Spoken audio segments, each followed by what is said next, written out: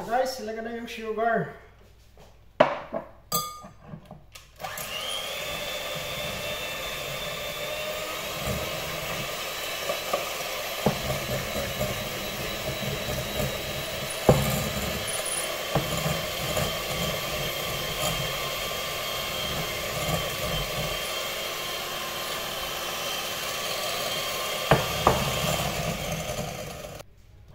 So guys, nagano na yung itlog at saka yung sugar. So ilagay na yung flour.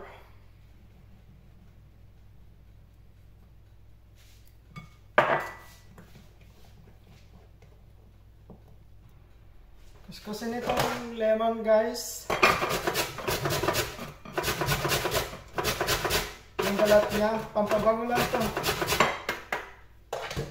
Tapos ito na rin yung juice niya, lemon juice.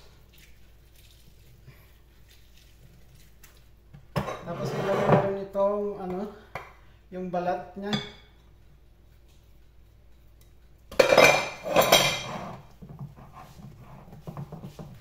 Tapos ilagay na yung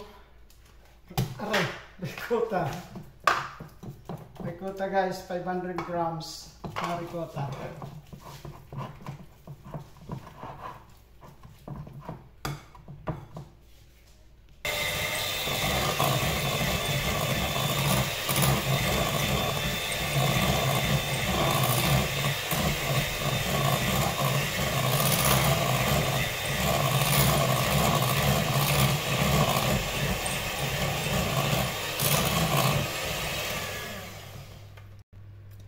So guys, ito lagay na sa dito.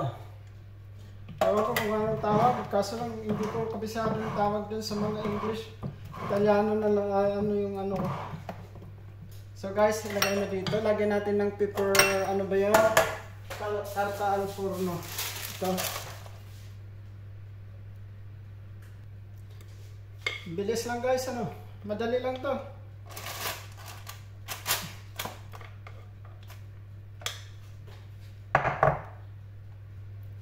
So guys, ito na Lagyan na lang natin yung almond sa taas bago ilagay sa oven. Toasted almond.